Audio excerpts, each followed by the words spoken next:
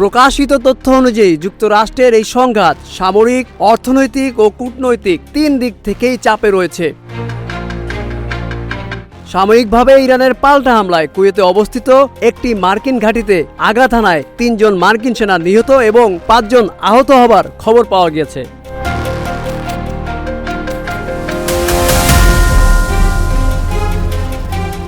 এছাড়া মধ্যপ্রাচ্যে অবস্থানরত মার্কিন ঘাঁটি ও নৌবহরকে উচ্চতর সতর্ক থাকতে বলা হচ্ছে, যা দীর্ঘমেয়াদে লজিস্টিক সাপোর্ট ও অপারেশনাল ব্যয় বাড়াচ্ছে।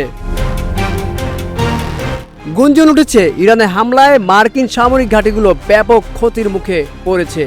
অর্থনৈতিকভাবে যুদ্ধ পরিস্থিতির কারণে আন্তর্জাতিক বাজারের অস্থিরতা তৈরি হয়েছে। তেলের দাম বৃদ্ধি, শেয়ার বাজারের বড় ধরনের ওঠানামা এবং সামরিক অভিযানে বিপুল ব্যয়, সব মিলিয়ে যুক্তরাষ্ট্রে অর্থনৈতিক চাপ তৈরি হয়েছে।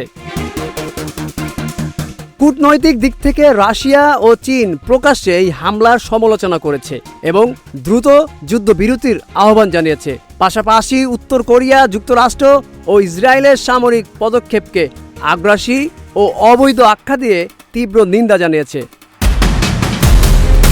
পিয়ংইয়ংয়ের পররাষ্ট্র মন্ত্রণালয়ের এক বিবৃতিতে বলা হয়েছে, এই হামলা আঞ্চলিক স্থিতিশীলতার জন্য বড় হুমকি এবং এর দায় শুধু যুক্তরাষ্ট্রকেই নিতে হবে। আরব অঞ্চলের কয়েকটি দেশ সরাসরি যুদ্ধে জড়িয়ে পড়তে না চাইলেও গভীর উদ্বেগ প্রকাশ করেছে। ফলে আঞ্চলিক ও বৈশ্বিক কূটনৈতিক অঙ্গনে যুক্তরাষ্ট্রকে বাড়তি চাপের মুখে পড়তে হচ্ছে। সব মিলিয়ে প্রাণহানি, বাড়তি সামরিক ব্যয়, অর্থনৈতিক অনিশ্চয়তা এবং আন্তর্জাতিক মহলের সমালোচনা, এই চার দিক থেকেই যুক্তরাষ্ট্র উল্লেখযোগ্য চাপ ও ক্ষতির সম্মুখীন হচ্ছে। Aminul Islam, news flash 71।